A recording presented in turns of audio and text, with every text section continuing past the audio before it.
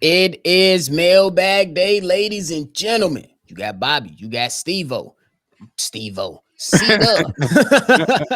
But on today's topic, we got to talk about the big man, Braxton Jones. How big, how crucial is it for Braxton Jones to have a good season this year? We got a lot of things to talk about. Then we're going to get into the mailbag, but obviously, you got to hear the music first. You are now tuned in to Chicago Bears Central, your number one place for all Chicago Bears news and content.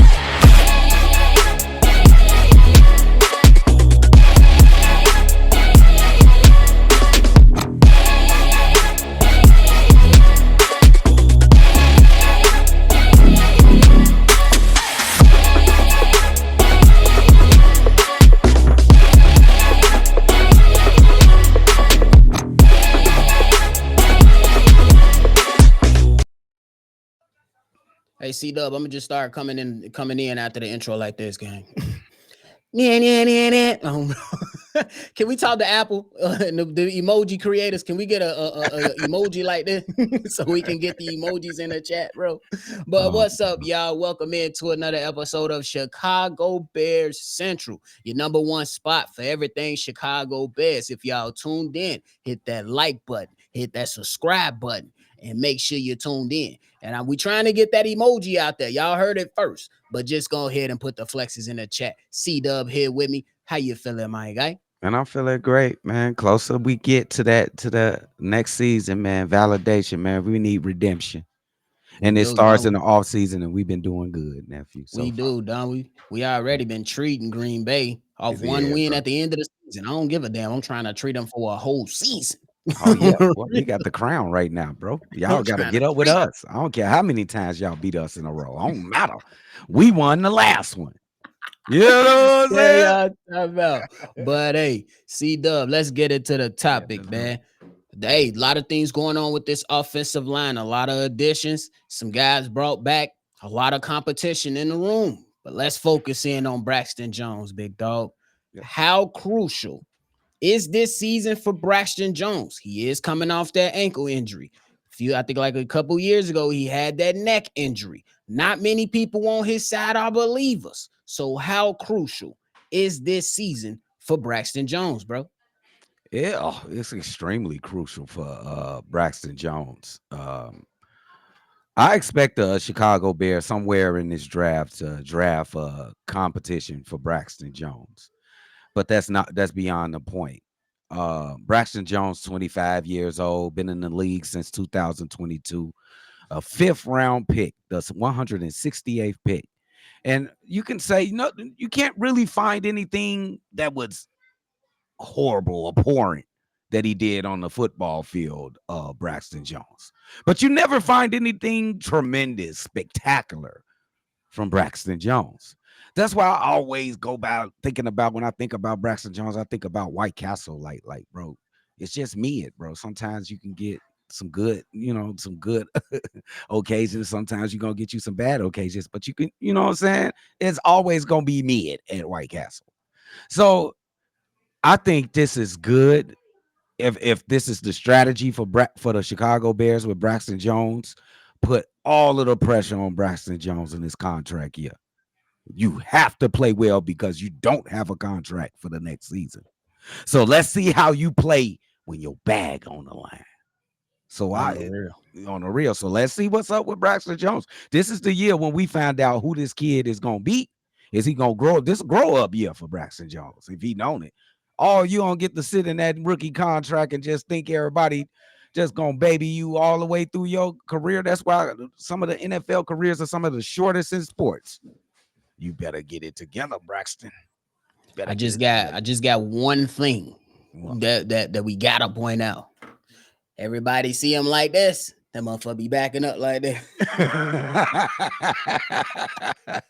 Hey, a Braxton bull rush. Jones. Hey, that bull rush be getting to my man's like he's solid on the run block, but bro, we need you to pass block for this young kid that's out here that got this all pro potential.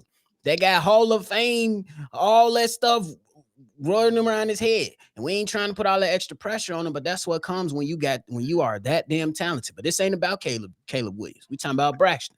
Braxton Jones, rightfully so, has been scrutinized by a lot of people, and you understand it. I think your analogy of White Castle is perfect. Sometimes you're gonna go and slide through White Castle drive through after drinking that fifth of hen or that cognac, or hey, if you're a tequila guy or a vodka guy, you're gonna slide through and that big gonna bust. But then if you just go on a regular day, on a a regular Tuesday. day on random Tuesday at lunchtime, it might be nasty that day. and that's what happens when you look at Braxton Jones. And I know there's gonna be some people that be like, well, if you had better guard play next to him, I mean, Tevin Jenkins was the guy on that side, right? So you got to go out there and look at him. I think this is very important season, and it's definitely come to when you talk about your strategy that the Bears got to bring competition in that form. I think you're 100% correct. Like, I'm not the one that really goes crazy on Braxton Jones, but I understand others' viewpoint on it, and I want the best for the team. And he's not a guy that I'm willing to pay a bunch of money to yet. So you gotta try to figure out if he's gonna be a part of the foreseeable future, or do you have another big man that can step in and take the reins? And I think you have to explore that option because y'all, all this talent around a damn team. It's gonna be some departing faces. It's gonna be some departures that you're gonna be like, all right, Bears, what you gonna do? And Braxton Jones not commanding a lot of money right now. It's based off his playing time so far in the Chicago Bears uniform, but also you have to continue to take bites at the apple so you can go out there and establish one of the greatest offensive lines, I'm hoping, that we ever seen in Chicago. You got Oh man. going out there and getting big guys to come up there and block for this young kid. Some guys that you can pair with Caleb Williams for years and years down the road. Because I get jealous looking at offensive lines like the Philadelphia Eagles. I got jealous looking at offensive lines that block for Tom Brady. I get jealous at just watching the ugly ass green and yellow have a better offensive line than us. So you got to keep attacking that, and you Yeah. got to explore the options for sure. And we know the injury history. We know everything about him. So you got to step up and be better, bro. You got Yeah. to step up and be better, bro. Yeah. And this is just motivation. Look up and go ahead and Google Braxton Jones and look up the highest paid offensive lineman in the NFL. And you'll find out it's Tristan Wirfs from the Tampa Bay Buccaneers, and he makes $28 million a year. So think of how much money you can make if you can get yourself together. Because I don't think you dismiss because you ain't been terrible. Because I don't hear people hollering and screaming to get rid of you.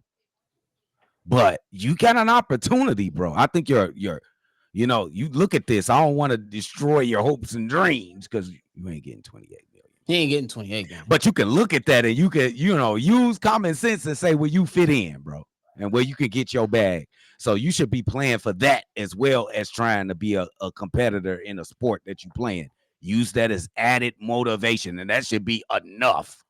More than enough, nephew. Bro, this man about to have a Hall of Famer lined up right next to him. You better pick his motherfucking brain, bro, and figure out what you got to do. Hey, Joe Tooney. Hey, bro, if I'm doing this, how can I get better at this? Okay, I made a mistake on this. What you think I should? Well, you better ask a question. This man didn't block for Tom Brady and Patrick Mahomes. He a champion. He going to the Hall of Fame. So you better pick his brain and see if you can go get you a bag. It might not be 28 million, but you better make a case so you can go get you a bag. So he won a chip with Tom Brady too, huh? Yeah, now, I believe he did at the end of it. So if you can't rub off, if you can't get no knowledge from this guy, Braxton Jones, you better be a bug. You better be irritating to Thuney, bro. I don't care if he getting irritated, man. Ask him any question you want, bro. Because that's how we gonna get better. That's how you gonna get better, bro. Do you think, is there any offensive lineman that's a backup right now that can put pressure on him? Some people may say on our Abadaje. team. Yeah. On our team, I do not like Karan Abadaje. I do not like him. I'm sorry. There's nobody currently on the roster that can pressure Braxton Jones. I can say that with 100% confidence. For sure. Yeah, I don't think it's not enough pressure, but I ain't giving up on Karan yet. That's just me. Okay, okay. I just No, I I just feel you though. this is my quick reason is just to start with. He looks like he's not prepared for the basics. The way the defense was going around him, bro. Like the Yeah, defenders that first game he was played, he got dreading, killed. bro. That didn't look good. That didn't look professional, nephew. Yeah. And you already know my pushback, it was the man didn't even have a training camp. So we'll see. Now he Mhm. got time to bounce back. So we'll see if he'll be able to add pressure. But to your earlier point, bring some more competition in the locker room. Another young fella in this draft that'll do. Yeah. And we'll see. We'll see. But hey, it's time to get into the mailbag, y'all. We done yapping. Let's kick this thing off on the right foot, C-Dubb. We about to be black yet again. Marifa, Marifa Asa. Here it my is. boy. Bobby, C-Dubb, hey, them cognac boys, what's happening, fellas? It's your man, Maurice Fussar, black yet again, man. Listen, I hear everybody out there talking about they mock draft and who we gonna pick at number 10, and I get all of that, man. But look here, a wise man once told me, if you want to know the truth, man, follow the money. And here's what I know. What I know is Braxton Jones is in the final year of his contract. What I know is Braxton Jones is coming off of a broken ankle injury. What I know is Braxton Jones can't stop a bull rush to save his mama. What I know is that Poles invited Will Campbell and Josh Connolly, two left tackles, for a 30 visit to Hallis Hall. That's what I know. Okay? Now, all the speculation and talking about it, we don't know about that. But we know those facts. And where there's smoke, there's fire. Okay? So I expect, even though we spent damn near $50 million on the interior of the offensive line, I fully expect Ryan Poles to draft a left tackle like he said he was going to do and bring in competition for Braxton Jones. Because I don't know if Karan or Megadiji will be good enough to be able to go and be the left tackle of the future. Now, he's going to compete because he's going to all-season training camp and everything like that. And he's going to be training with Ole Cruz. Okay? Ole Cruz going to train Karan and Megadiji. So that's going to be good. But we still don't know if he's going to be good enough to play left tackle. So you still need a left tackle of the future on a rookie contract because you paid $50 million for the other players on the inside. You can't pay everybody $100 million and expect to pay Caleb in 3 years. It ain't going to happen. So follow the money and you get to the truth. You hear me? That's what I'm going to say, man. Look here. I got Facebook, got DC, but you know what I'm going to say before I leave? It's Chicago up. NPL, baby. FGB. Let's go.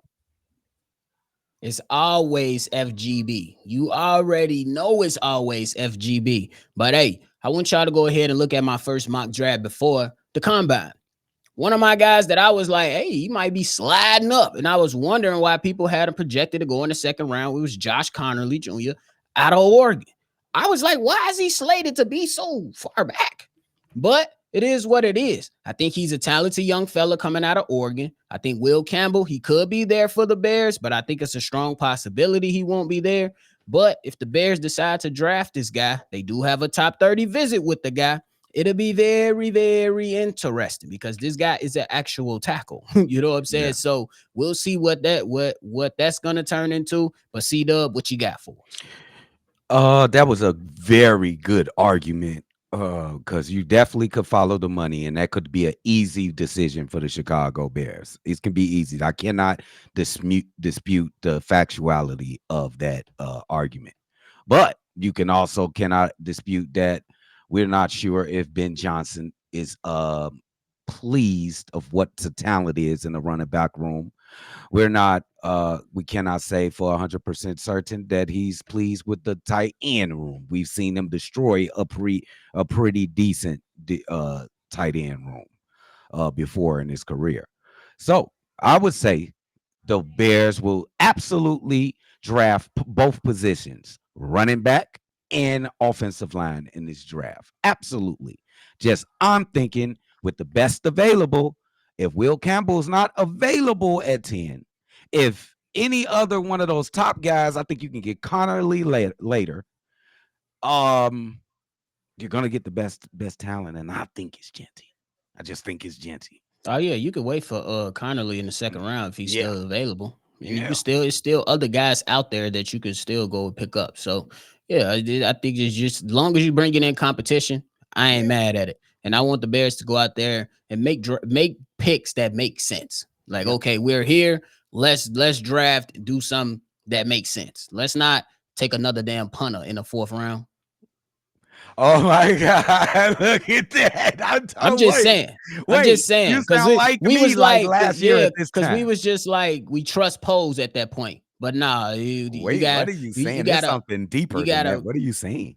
I'm saying do things, make selections that make sense. Because even in this draft, before we move on, I wouldn't be surprised if they draft another linebacker. So I'm you just saying. don't try to pivot away. You ain't happy with that draft pick with the punter? Y'all saw him I'm super good with leg. it. Just saying that with what transpired last season, because we went after the draft, we said we trust Pose. But what transpired this past season ain't no gambles, gang. Ain't no gambling for projects anymore. Go get some guys that actually got tape and you watch the tape and you was like, he can come in, yes, with a little bit of development, we can rock out. But don't be gambling, bro. Okay, just one quick question before we get to the next ones. Did he win that gamble with Torrey Taylor? I think it's a win because Okay, you look at it, that's what I wanted to get at. but it's just that you could have possibly waited. I'm just saying. Wait, Like, did he win or no? Did he win or no? at the Ain't no he looking won, back. but I'm just saying you could have waited if we keeping it Okay, up. okay, all right. But hey, appreciate you, my Reefa. C-Dubb. This next one is from Tonio. Hey, Bobby, C-Dubb. Just calling in regards to all the off-season moves. It's Tonio calling in, by the way. And I really definitely like everything that we've been doing so far. And then it got me to thinking, off seasons for the most part, been taking care of the draft is coming up. And Hard Knocks, the off season was with the Giants. I don't think there's any stipulations that would need to be done. I don't know if being a first time head coach disqualifies that. If there's been any information on that, but I would be kind of interested to see if the Bears Hard Knocks off season would be something that would be on the table for the Bears, and it'll definitely give us a lot of insight to how Ben Johnson and the structure of the new team was more or less created. Let me know what you guys think. I'm definitely interested in if that's an opportunity for the Bears to do. I definitely think they should. And then, like I said, between that, we get to see the signings of Grady Jarrett, Olamide Zaccheaus, how we even got some of the other players, I'm sorry, what's his name? Joe Thuney, just seeing all of that happen, like, that would be pretty cool to see. But, let me know what you think. Shot time up, bear down. All right, C-Dubb. We heard from Tonio. What you got for us, gang? Shout out to Tonio and Hard Knocks last year for us. That was pretty exciting. You got to get a little bit of a deeper look inside the Chicago Bears, and Caleb Williams becoming a rookie and learning the game. But I'm kind of at the opinion that I don't want them to be involved with anything related to Hard Knocks. Let's concentrate and being a better team. And those moments that you talk about, and those are moments that I do want to see. I think we'll get to see that throughout the season. And at the end of the season, you see clips throughout the season about the intimate moments of the Chicago Bears. So I don't think you need to go and be on Hard Knocks. I just don't want to do that again. Yeah, I don't want to do it either. I think it will be interesting to give us, what I'm saying, more insight to what's taking place in the backgrounds. And I love stuff like that because y'all know I value football more than any other sport. But I'm with C-Dubb on this one, 100%. No, for me, no, because I want to take what Ben Johnson said and use it against him. This shit ain't easy. And like if we looking back, they tried to make it seem like we was on a honeymoon, and that's exactly what it was. We was on a honeymoon and we got divorced in 6 weeks. Fuck. So no, No, for me personally, I don't think it's necessarily a bad idea. I just no, don't want to see it because I want results on the field now. no. I can't keep getting up for hard knocks and clips and sayings and cliches. I want dubs in the chat so we can be on that on the wins, throwing on our shades, taking shots with y'all, talking about the division we coming, so I can pull out my Ryan Poe shirt or create another shirt and talk smack about the division because we whooping their ass. That's what I want. Just me personally. Yep, I'm with you 100%, man. But Perfectly hey, said. all right. Appreciate the call though, Tonio. C-Dubb, we jumping into this next one. This one's from Darius from Dallas. What's Darius. going on, man? Darius from Dallas. I was just calling in because I believe it was either I want to say it was Steve-O's mock draft, or maybe it was Hayes. I can't remember. It had a second Will Johnson out of Michigan. Man, I've looked a lot more into him, and it got me thinking. Because initially, as a Bears fan, you're like, all right, well, we already got Jalen Johnson, we already got Tyree Stevenson, we already got Kyler Gordon. We don't need no cornerback. But no, we got to start thinking like championship team at some point, all right? And the Eagles didn't say, well, we already got Cooper DeJean, we don't need Quinyon Mitchell. You know, no, they built their defense from the back end up, and look at what it did for them. We're not that far off from a talent perspective on defense to where we can't have that same kind of Super Bowl caliber defense with adding another piece. And then when you look at Will Johnson, man, the dude is a technician. He's a technician. I mean, if you're sticking him on the other side of Jalen Johnson, and we got that Johnson's brother tandem going, the thing I love about Will Johnson the most is he attacks those routes that go over the middle. All right, go back and look at his film. He attacks those little quick slants hard. He breaks on the ball hard.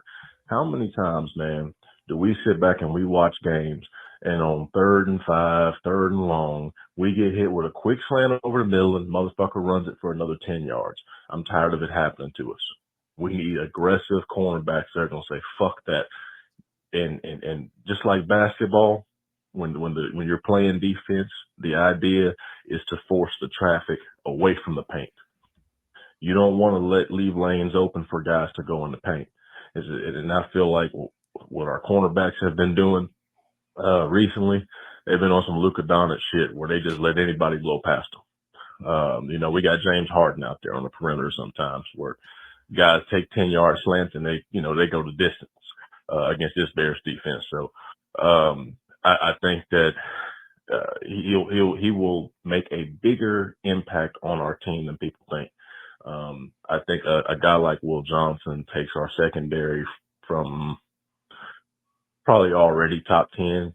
I think that takes us to top 3 with adding a guy like that. And it's going to put us in a position where we give our pass rushers, our developing pass rushers, a little bit more time to get to the quarterback because we got that secondary locked up down the field. I can't remember who it was. Maybe it was Hayes or Steve-O's draft, but man, the more and more I look at this kid, more and more I like it, man. So hell, we might have to put y'all up at Hallis Hall and put y'all on the payroll to be. Man, hey, hell of a voicemail from Darius. Look, Is. man, I watched this Will Johnson kid. Look, man. When I say, if you think you about to go and run a curl route, a slant route, and the quarterback late, Oh, we going the other way, coach. he thirsty. We going the other way, coach. Look, I don't necessarily know if the Bears are going to draft this young kid, but I'm going to say this, and this is just what it is. If any current Bears player is afraid to compete and remain in starting position, they can go. That's just what it is. I want a team full of dogs. I want a team full of guys that play with chips on their shoulders, but smart football at the same time with aggressiveness and good football IQ. If you feel like you one of them guys, you ain't gonna let nobody come take your spot. Like I said before we got into the mailbag, I wouldn't be surprised if the Bears drafted a linebacker to put some pressure on the linebackers that we have here. The highest paid linebacker here is Tremaine Edmonds. If you looking at another linebacker, you're gonna have to. I wouldn't be mad at that. And honestly, I wouldn't be mad at another cornerback, but I will say, just early on, I think that Al Harris is going to do wonders for Tyreek Stevenson. I'm not going to sit up here and act like Tyreek Stevenson is not a good football player. He was a knucklehead a lot of times last season. He was a knucklehead last season. I ain't going to lie to you. But I think Al Harris and that defensive coaching staff is going to allow him to be what we need him to be. Matt Eberflus was a guy that wanted to play soft coverage. I don't think Dennis Allen is going to allow that, but Will Johnson is a hell of a football player. Yeah. I was waiting for somebody to say something about Tyreek Stevenson. Like, bro, is he not even in the room? As we act like Tyreek Stevenson is trash or something. I do like this kid's game. Will Johnson, he is thirsty. He attacks the football. I don't see a lot, but that means he's going to be giving up a lot of touchdowns behind his back too, because he's a rookie. So you do have to take that into account too. Y'all talking about if you want to take them, it's going to be in the first round. So you're going to take them with the 10th pick. I'm not going that far. A cornerback. I'm not going that far 10th personally. No, because he's going in the 10th in the first round. So I don't know about this one, Darius. I like his talent, but I think Tyreek is worth more for the buck. For sure. Appreciate the call, Darius. C-Dubb, you're going to get into the last one. This last one is from Keys. Yo, what's up, guys? It's your boy Keys on this Thursday evening, man. Hope all is well with you guys. Let's get to it. Now, the news has come out about the top 30 visits with Josh Connolly Jr. I've even seen some things where we could get Will Campbell and then, the draft predictions and all that stuff like that. Also, you guys have been doing a phenomenal job. I have been intrigued, to say the least, of your draft predictions. But my whole thought process is this. PSIF, as Pat the Designer calls it, or PFF, is saying this whole thing with Braxton Jones being a good tackle. And I know some things were said about Braxton Jones as the tackle, but to be honest with you, it's nothing in me that flashes on the screen that's like, okay, he's going to be a dominant left tackle. No, he's serviceable, but it's nothing about him just say that's your guy. You need elite at every position, and I think we need to chase the best like we did in the offseason so far. We need to get somebody behind there that can, light a fire in his ass or just take his spot. And I think with that top pick, if we can get Will Campbell or Josh Connolly Jr. in the second, or, later in the first round, or even the Kelvin Banks Jr., who I still think is getting overlooked. We need that. We need somebody who can stop a bull rush and all those little things like that. I'm all with the mindset of building the trenches, like I've said previously. And to be honest with y'all, man, about all this draft predictions and everything like that, it's kind of getting to the point where I'm like, man, the draft need to hurry up and get here, because I'm sick of all the different mocks. But I know it's the mock season. I know that's what you guys are doing and everything like that. But it's like, man, let's just hurry up and get this over with so I can see what we gonna look like in the in the fall. Now on for me, who I'm taking, what positions I think are best or what we need, definitely O-line, because we need more depth. We need D-line. Of course, running back, because I just don't see it with Roshan. Tight end, and for sure safety. So those top 5 picks that we have right now for sure will help. And then if it doesn't work out with what we want at the top, I could definitely see that trade back, and hopefully we pick up a 4th where we can accumulate maybe a wide receiver. But let me know what you guys think, man. As always, Chi-Town up, bear down. Shout out to my man's Keys. C-Dubb, what you got for us? Hey, shout out to Keys. That was a very good mailbag right there. I do disagree with one quote. Maybe you didn't even mean it, and it's like we got to be elite in every position. I think it is impossible to be elite in every position. I think you can be competent in every position, and you can have elite players spread about. It's just the money issue for me, just being realistic. And then when you maybe not even meant it like that, but when it comes to what we're drafting this upcoming draft, I've narrowed it down to 4 positions we're going to draft in the O-line, running back, wide receiver, and safety. And you are absolutely right. We need some competition. I think that's what you're trying to get at, Keys. We need competition for players that's playing below what we're expecting them to play. And I'm specifically talking about Braxton Jones, bro. Understood. Definitely agree with both of you guys. Especially with the selections and stuff like that.